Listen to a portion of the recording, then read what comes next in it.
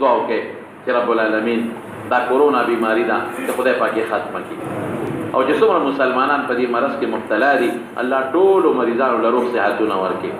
دا چې د جمع ما دوستان دي دلته راغلي دي هغې هم راته ویلي دي عابدین چې زموږ دوست دی دا چې نور مسلمانان دي بیماران دي یا الله ټول له شفا ورکړي روغ صحتونه وله ورکړي. بهر ملکونو کې بعضې کسان دي په کورونا پراته دي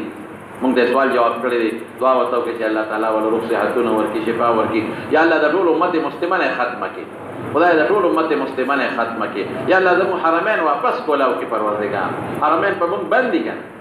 په مونږ بند دي حرمین هغه څه کولاو کړي چې الله څنګه مخکې وو. رب العالمین موږ ټول پکې عمرو حجونو له بوتلی کې اله العالمین چې زموږ د خپل ملک ښکلی ملک پاکستان د دې حفاظت وکړي د دې د مسلمانانو حفاظت وکړي د ټولو مسلمانانو اتفاق نصیب کړي. الله چې څوک بیماران دي روغ صحتونه ورکړي خدای چې څوک قرضداران دي قرضونه اخلاص کړي. بعضې ملګري دي هغوی کې مړي شوي دي دعا ورته وکړئ چې الله مغفرت نصیب کړي الله د آخرت خوشحالۍ نصیب کړي الله د قبر تیارې رڼا کړي او خدای پاک یې وارثانو له صبر ورکړي. یا اله العالمین چاته چې څه پریشانۍ دي مشکلات دي الله پریشانۍ ولا په خوشحالو باندې بدلې کړي.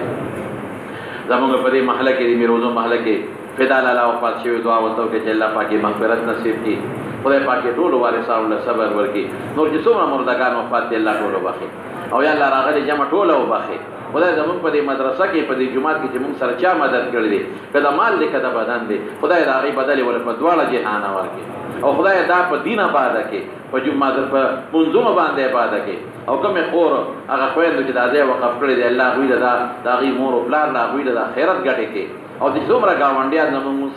موږ سره نه دی جومات سره د خدای کور سره تعاون کوي دا ګاډي دلته ودرئ دا ځایونه صفا کوي دا تموال لګوي په دې حجرو کې دا موټر سایکلې ودرئ او د میلمنو احترام کوي خدای تعالی دوی له عزتونه ورکړي برکتونه ورکړي د غمونو آفتونو نه ټول په امن کې وساتي. د ډېر لرې لرې ځای نه میلمانه راځي په یو یو قدم ولاجرونه ورکړي زموږ دا دوستان د پېښور نه راغلي دي څوک لرې لرې ځای نه الله دې د خیر او د برکت او د عافیت زندګۍ نصیب کړي او چې څوک په کوم مقصد او نیت راځي خدای د هغې اجر په دواړه جهانه ورکړي.